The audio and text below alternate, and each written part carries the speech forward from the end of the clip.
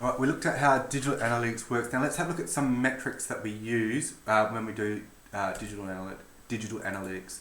So we've got two things. First of all, we've got analytics dimensions and we've got analytics metrics. Now a dimension is an attribute of your data and it describes your data, like the attributes of your data, and it's usually a text, so it's qualitative rather than numbers, like quantitative, right? So an example of a dimension is event name, right? Which shows the name of an event that someone triggers or clicks on your website application, such as a click. So a click would be an event name, or if they go back or refresh. So these are dimensions of your data because they're explaining what it is, right? I've got some more. I've gone to Google Analytics, the explanation pages. I've got the link here. So support Google Analytics answers. Just explain. You can go check that out in your own time if you want. But it's got analytics dimensions. So we've got attribution, we've got demographic, we've got e-commerce. There's a whole list of them. There's many. There's no way you're going to be able to remember them all, but I want you to know what they are. All right. So as an example, another dimension would be age, gender, interests. So these things are what Google Analytics will click. So the age of the user bracket, so it doesn't give exact age. Now this dimension is populated automatically when you activate Google Signals, however data thresholds may be applied. So basically the cookies and stuff that you're using, the way that it communicates can break down into age. And then also the currency, so what currency are you using, you're purchasing stuff on that. But there's a whole heap of them. So dimensions explain the attributes of your data. On the other hand, metrics, that's a quantitative measurement, so it's using numbers such as averages, ratios, percentages, and so on. Now, it's not much point just having numbers without knowing what they mean. So the dimensions are explain what the numbers are, and the metrics are the numbers themselves. So it's always a number as opposed to a text. One way to think about metrics is that you can apply them to mathematical operations to them. So you can add them together, or you can multiply them, divide them, whatever. Right? An example of a metric is an event count, which shows a total number of times an event is triggered. So remember before, the dimension was event type. Go back a slide here. Event name. So if it's click, that's what it says, but then how many clicks? So that would be the actual metric. So there was 50 clicks on the website. I've taken another screenshot. So for advertising, Google Ad clicks, Google Ad cost, these are all metrics. Again, there's a lot of them, and it's what I'm showing you now as an example from Google Analytics 4. You might use different analysis software, digital analytics software. However, this is by far the most popular, so I think it's good to use these examples. Right, metrics are numerical measurements used to evaluate and quantify performance of your website or your social media and stuff like that. Too many metrics can lead to analysis paralysis, and this is a legitimate thing that happens. I've had it before. People go, we've got so much data, we're collecting so much data, we just do not know what to do with it, we don't know what it means, right?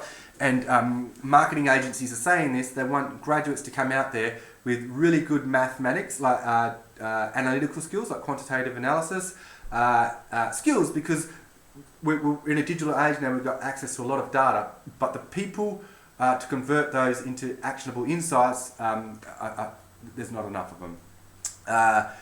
And we're not the only, marketing people aren't the only ones that do it. We've got marketing, what they're called, there's people from computer sciences and mathematics, so there's other people from other professions that are getting involved in this now and doing this type of work as well, because there's just not enough marketing people that know how to do digital analytics. It's important to be able to determine what metrics are useful and what metrics are distractions. So if what you're measuring, is it important to your business, and why are you measuring that? And I've legitimately had this where you do reports and you give them lots of data and they just go, it's just too much, I don't know what it means. So you're really, the skill is not giving them lots, it's giving them a few, that's the most meaningful for them. Metrics provide measures about the selected property. So in Google Analytics, a property is a website or a mobile application or a blog that is associated with a unique tracking ID. So you can use Google Analytics and you can track multiple websites or applications and stuff, right? So it tells us about what's going on there. So we've got a GA4, Google Analytics 4 demo metrics. So these metrics are from the GA4 demo account, so you can go in there and play around with it. So users are the number of users, unique users who have logged an event in the last 7 days. So you can see here I've highlighted it in the last 7 days. And there's 17K, so 17,000 people came to this website. Conversions are specified by the analyst, so us, e.g. submit a form or view a video. They can be anything. So conversions aren't just people buying things. There could be more than one conversion. And Google Analytics 4 counts every instance of conversion, right? So this demo, there are more conversions than there are users. Alright, so it looks like they've got what they've specified a lot of things as a conversion. So they've only got 17,000 people on going to the website, but they've got 106,000 conversions. So that's like the people that go there are doing a lot of things that I'd call conversions.